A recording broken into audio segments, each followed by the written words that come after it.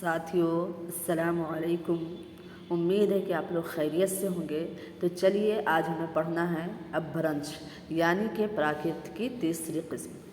साथियों, पिछले सबक में हमने ये जाना था कि पूरे अहद वुस्ता को हमने 3 हिस्से में डिवाइड किया था। पूरे अहद वुस्ता को हमने 3 हिस्से में डिवाइड किया था, जिसमें से पहला कौन सा था? प्राकृत। पहला कौन सा था? प्राकृत। और इसी प्राकृत को हमने क्या नाम दिया था? इब्तिदाई प्राकृत या पहली प्राकृत। अगर क्वेश्चन में आपसे आ जाए कि इब्तिदाई प्राकृत क्या है, पहली प्राकृत क्या है, तो वो सारा कौन सा है? प्राकृत ही है, और उससे जो सवाल आएगा प्राकृत वाला ही जवाब दिया जाएगा। हमने दूसरा जाना था कि इसका नाम है अदबी प्राकृत या फिर दूसरी प्राकृत। ये हो गया पहली प्राकृत या इब्तिदाई प्राकृत, ये हो गया आपका अदबी प्राकृत या फिर दूसरी प्राकृत। और तीसरे का नाम हमने दिया था कि अपभ्रंश। तीसरे का नाम क्या दिया था? अपभ्रंश या फिर तीसरी प्राकृत। अपभ्रंश या फिर तीसरी प्राकृत हमने कहा किसका नाम दिया था? तीसरे का नाम दिया था। आज उसी अपभ्रंश के बारे में हम जानेंगे। पहली प्राकृत या इब्तिदाई प्राकृत पढ़ चुके हैं। उसके बाद अदबी प्राकृत के कितने हिस्से हैं, किसकी क्या खसूसियत है, ये भी हम जान चुके हैं। जो लोग नहीं देखे हैं या नहीं समझे हैं तो वो हमारे प्लेलिस्ट में जा कर के चेक कर लें और वहाँ डिटेल से पढ़ सकते हैं। तो प्राकृत किसको, अपभ्रंश किसको कहते हैं?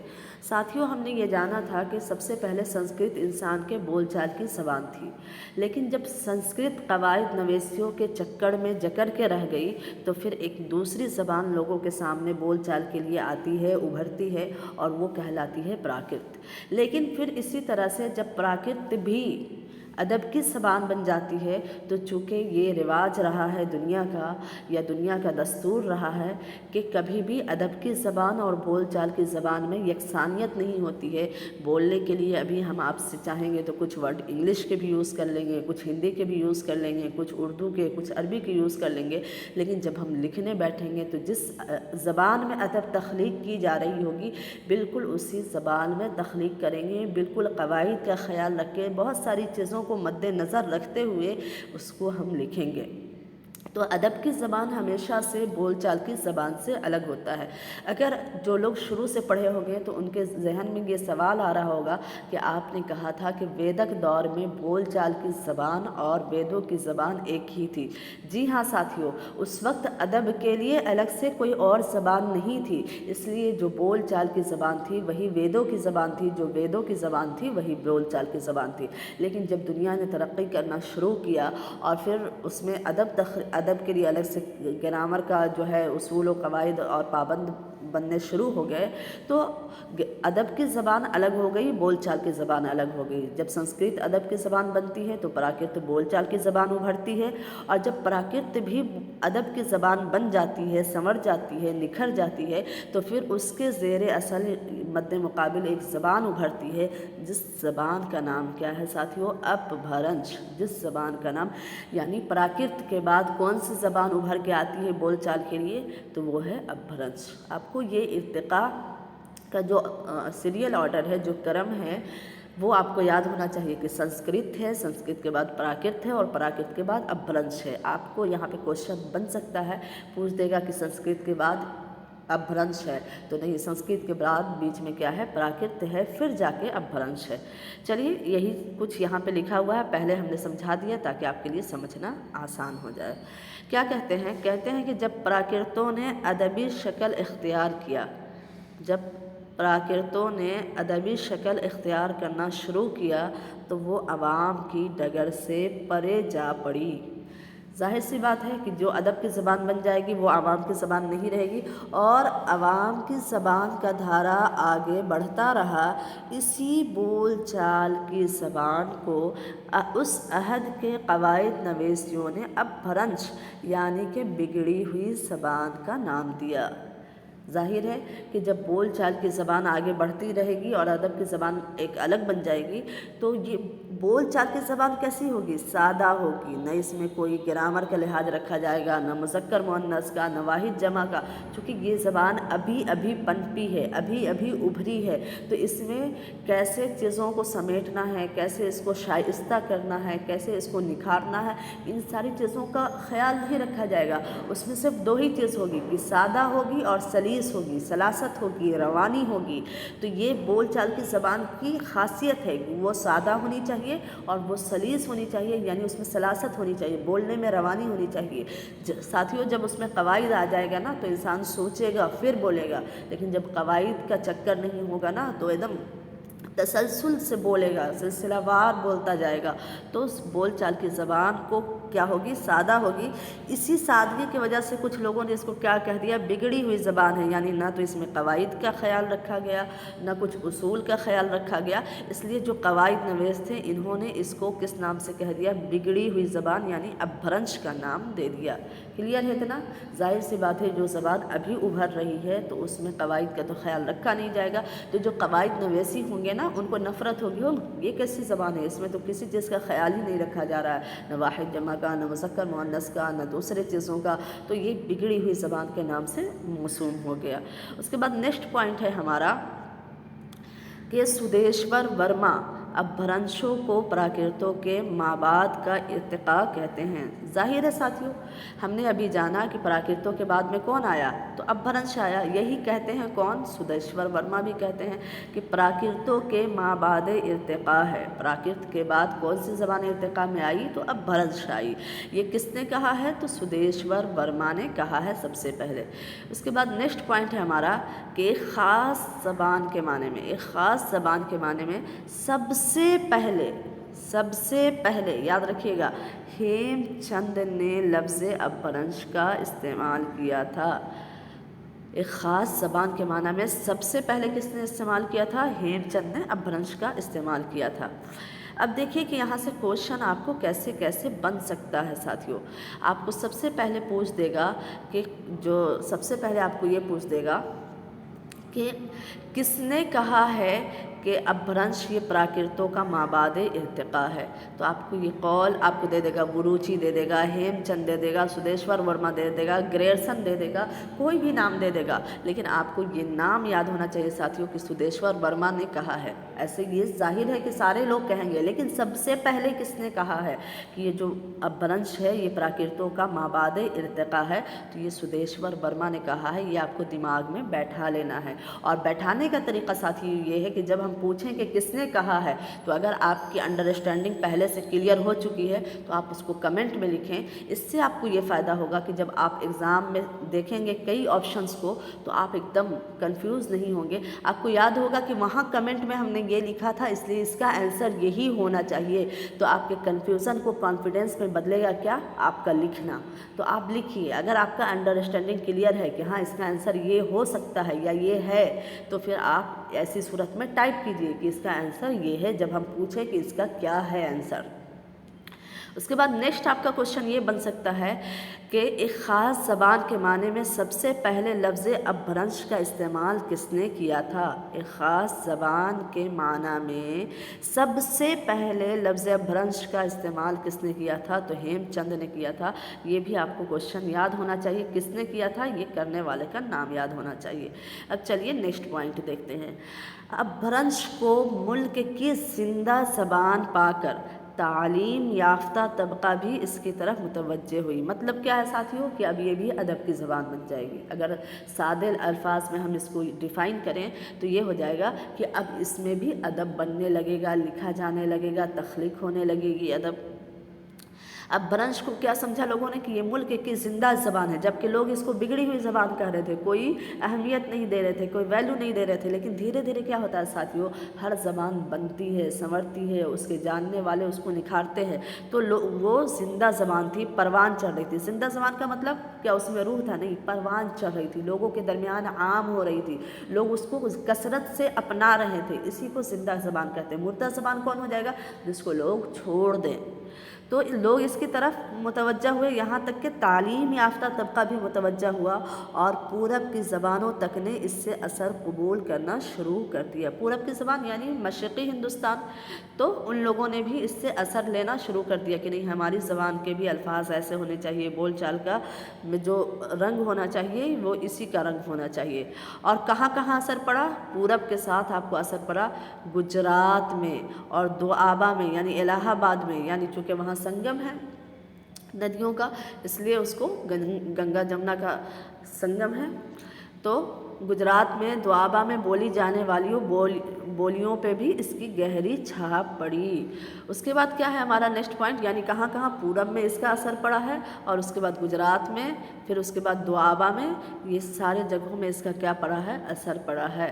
اس کے بعد نیکسٹ پوائنٹ ہے ہمارا کہ 800 سے 1000 تک، 800 عیسوی سے 1000 تک دوآبا کی شورشینی اپبھرنش، دوآبا کی شورشینی اپبھرنش ایک طرح سے سارے شمالی ہندوستان کی ادبی زبان بن گئی۔ اب ساتھیوں آپ کو یاد ہوگا کہ پراکرتوں میں ہم نے یہ جانا تھا کہ مہاراشٹری کی جو ادبی زبان ہے مہاراشٹر کی، وہ پورے ہندوستان کی ادبی زبان تھی اور لوگ مہاراشٹر بول کے پورا ہندوستان مراد لیتے تھے۔ لیکن جب ہم اپبھرنشوں میں آئیں گے تو کہاں کی؟ دوآبا کی۔ اپبھرنشوں میں آئیں گے تو کہاں کی؟ دوآبا کی جو شورسینی اپبھرنش ہے یہ سارے شمالی ہندوستان کی ادبی زبان بن گئی۔ اب آپ کو پوچھ سکتا ہے کہ اپبھرنشوں میں کون سی اپبھرنش سب سے بہتر تھی، یا جس سے پورے شمالی ہند کی زبان بن گئی تھی، یہ کون سی اپبھرنش تھی؟ تو آپ کو یاد ہونا چاہیے کہ وہ شورسینی اپبھرنش تھی۔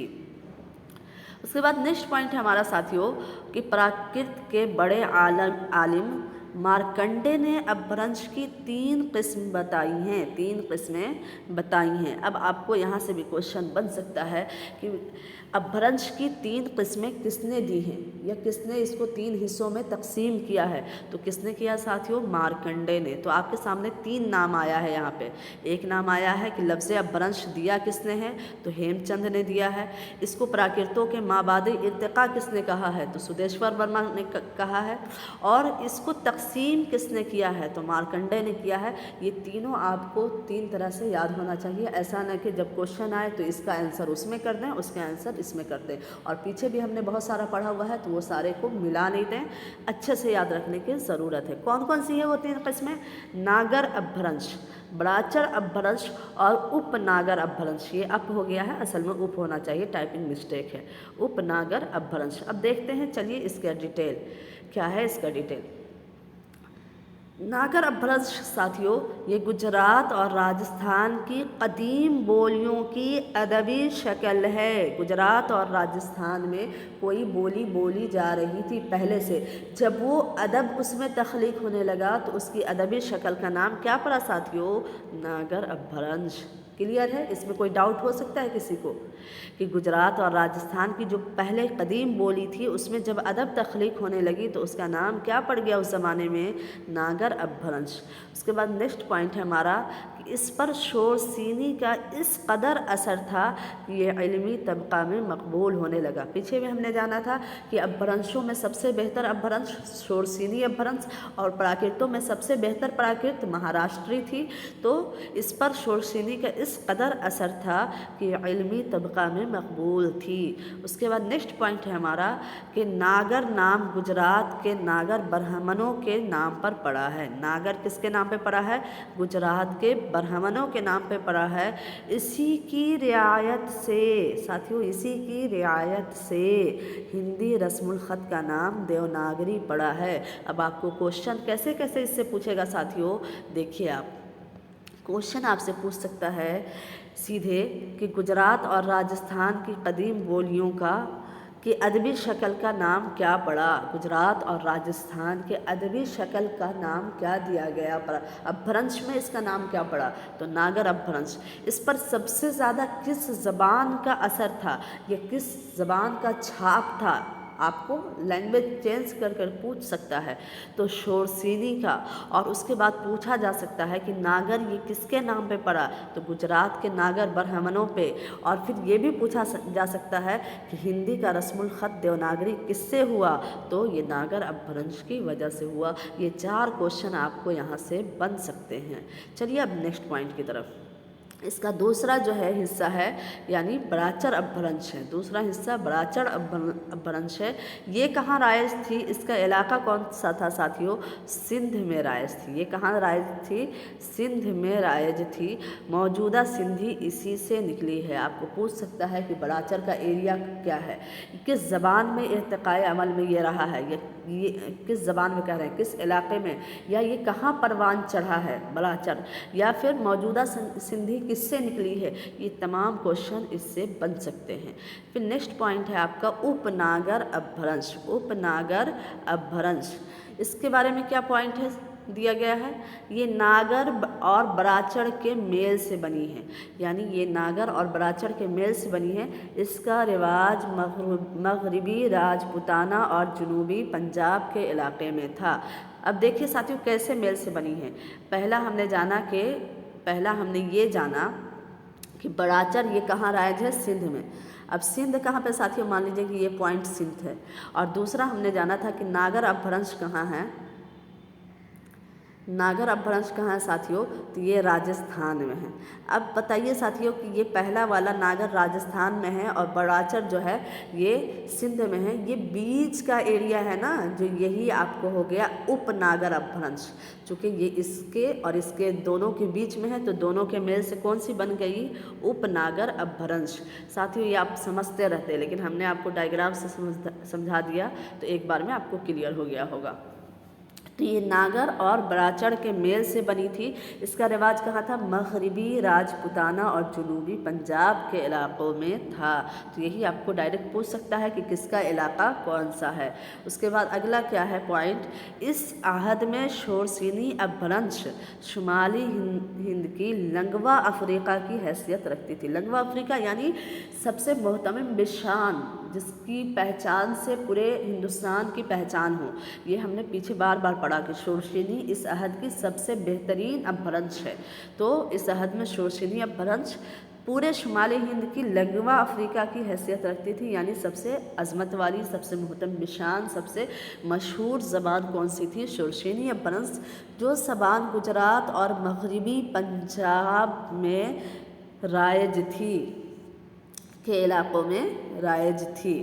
اس کے بعد نیکسٹ پوائنٹ ہے ہمارا کہ رفتہ رفتہ اپبھرنش میں کیا ہو گیا، ادبی زبان بن گئی، جس کے نتیجے میں جدید زبانوں کا وجود ہوا۔ اسی شورسینی سے کیا نکلے گا ساتھیوں، اردو نکلے گا۔ کیسے کیسے نکلے گا وہ ہم آپ کو بتائیں گے کہ سنسکرت ہوا، سنسکرت سے پھر پراکرت ہوا، پراکرت سے پھر اپبھرنش ہوا، اپبھرنش میں بھی ایک قسم ہے شورسینی اپبھرنش، اور شورسینی اپبھرنش کی ایک قسم ہے اردو اور ہندی۔